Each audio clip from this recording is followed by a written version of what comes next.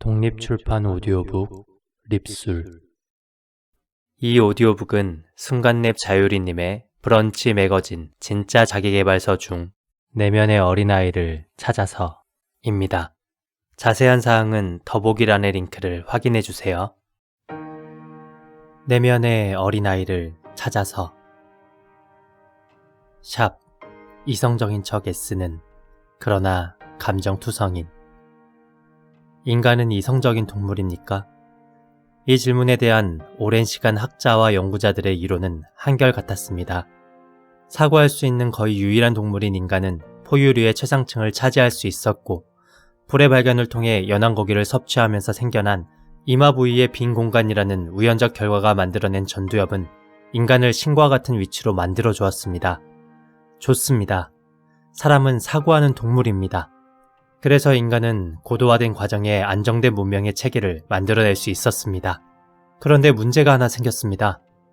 안정된 이 사회에서 정작 인간은 자유롭게 살아가는 듯 보이지만 전혀 그렇지 못한 경우가 많았다는 것이지요. 부부싸움을 마치고 회사로 나가는 아파트 복도에서 씩씩거리는 마음으로 엘리베이터를 타고 내려가다 우연히 만난 가까운 이웃을 보면서 우리는 감정을 귀신같이 속일 수 있습니다.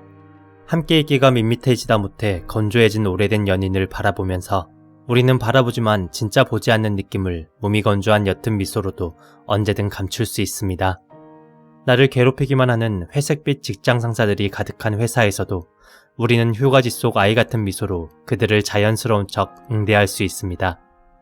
불안, 초조, 두려움, 외로움이라는 이면에서 일어나는 수많은 감정은 교통사고 사망자 수 0명이라는 상거리 표지판같이 너무나도 안전한 인간 문명의 중심에서는 정작 아무런 의미가 없어 보입니다.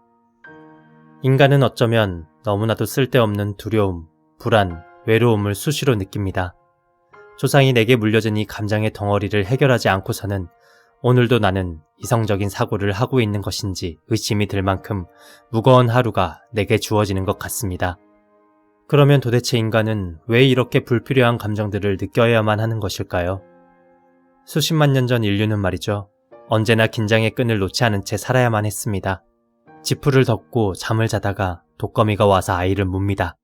아침에 일어나 보니 2명의 어린 자식이 보랏빛 얼굴을 한 채 하얀 토를 입에 머물고 허망하게 죽어 있습니다. 어미는 사지가 잘려나갈 듯한 슬픔을 딛고 다시 아이를 낳아야만 합니다. 10개월의 인고를 넘어 다시 자식을 낳았지만 이번에는 사냥을 나간 남자들이 돌아오지 않습니다. 남은 남자들은 아이의 안전을 완전히 책임져 주지 않습니다. 엄마는 언제나 불안합니다. 맹수와 독이 담긴 곤충은 물론 부족에 있는 건강한 남자로부터 아이를 지켜야 하기 때문이죠. 불안하지 않고는 살아남을 수가 없다는 것이지요. 여자의 감수성과 쓸데없는 걱정은 이런 사실에서 피어난 것입니다. 그러니 엄마와 아내의 잔소리를 조금 더 사랑으로 봐주시길 바라며. 철저하게 보존된 인간의 유전자는 시간을 거치며 우리에게 토시 하나 틀리지 않고 축적이 되어 왔습니다.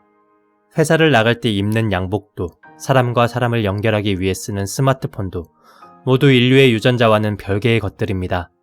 우리는 그저 사냥을 하러 손도끼를 들고 나가는 핏빛 원시인의 바로 그 상태에서 우버를 타고 유튜브를 보며 전자기기를 들고 있을 뿐입니다. 행복의 기원을 쓴 서은국 교수님의 말씀에 따르면 인류의 역사 전체를 1년의 시간으로 보았을 때 문명이 만들어진 시간은 고작 2시간 남짓이라고 합니다. 12월 31일 밤 10시를 지나가는 꼴인 것이지요.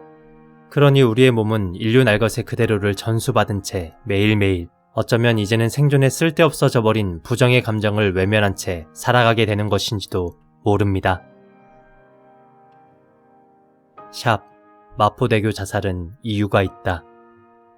혹시 마포대교의 자살방지 표지판을 들어보신 적이 있으실 거예요. 밥은 먹었니? 나이 들면 많이 힘들었구나. 말 안 해도 알아.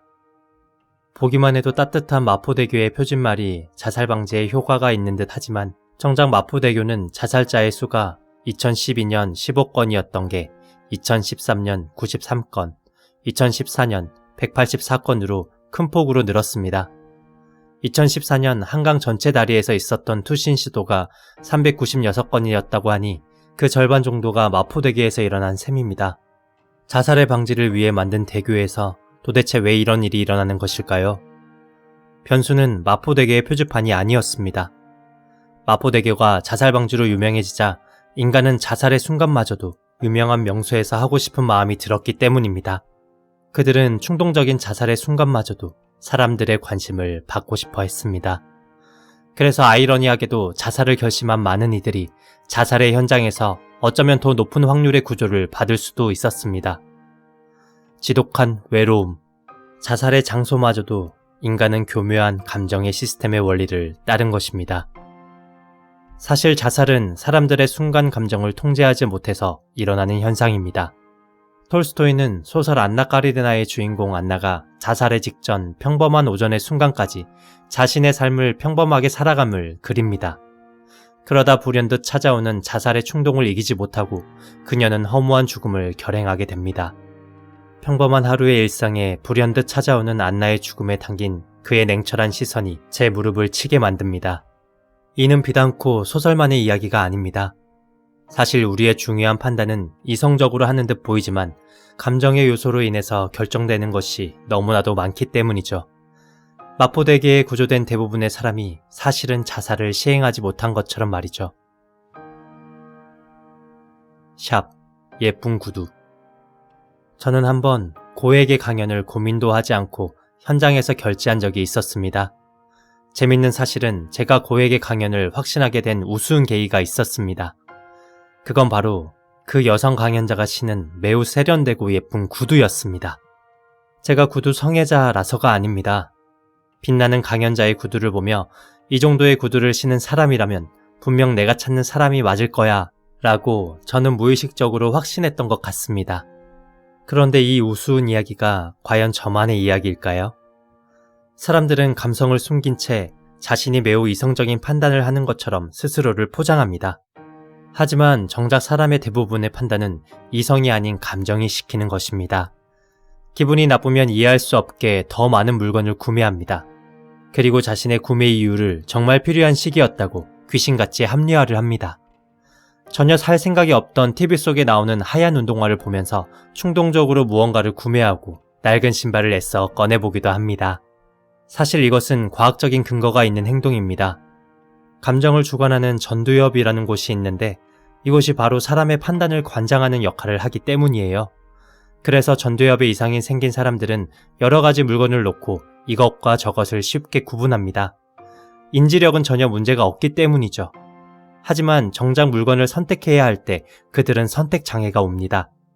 감정이 판단을 주관하기에 생기는 문제인 것이죠. 사실 그래서 우리는 비논리적인 결정을 취하고 논리적으로 자신의 결정을 설명하는데 프로가 되어간 것입니다.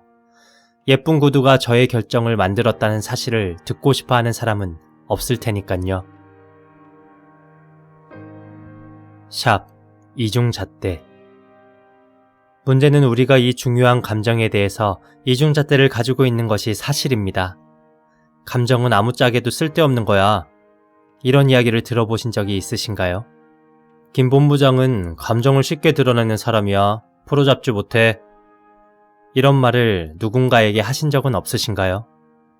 사실 김 본부장이 부정의 감정을 드러내는 것은 프로의 세계를 뛰는 입장에서 옳은 것은 아닙니다. 그러나 감정을 드러내서는 안 된다는 사실과 감정이 내 삶에 중요하지 않다는 것은 전혀 다른 별개의 문제라는 것을 기억해야 합니다. 사람들은 감정은 중요하지 않기에 감정을 드러내서는 안 된다고 인지합니다. 그래서 정작 자신의 삶이 감정 때문에 무너지고 있는데 그 부분에 대해서는 하찮게 바라보게 됩니다. 그리고는 자신의 삶은 돈이 부족하고 명예가 부족해서 우울하고 힘든 것이라고 쉽게 속단하게 됩니다. 자신은 약한 존재이고 그래서 스스로를 채찍질하며 쓰잘데기 없는 감정 나부랭이는 느끼지도 못하는 신체를 만들기 위해 애꿎은 자기개발을 하는 사람들을 저는 곁에서 오랫동안 지켜봐야 했습니다. 건강한 사회에서 건강한 성공을 한다면 성공은 분명 감정을 건강하게 할 것입니다. 그러나 건강하지 않은 사회에서 인내 가득한 성공을 한 당신이라면 반드시 현재의 내 감정을 의심해 보셔야 합니다. 진짜가 아닌 가짜의 감정이 드러나는 것은 아닌지, 오랫동안 나를 규정하며 잃어버린 것은 없는지, 나는 진짜 내 몸을 가지고 내 감정을 가지고 이 순간을 잘 살아가고 있는지, 사회적 지위와 역할, 나이, 환경에 속박되지 않은 채 진짜 나를 한번 깊게 돌아보시기를 당부드립니다.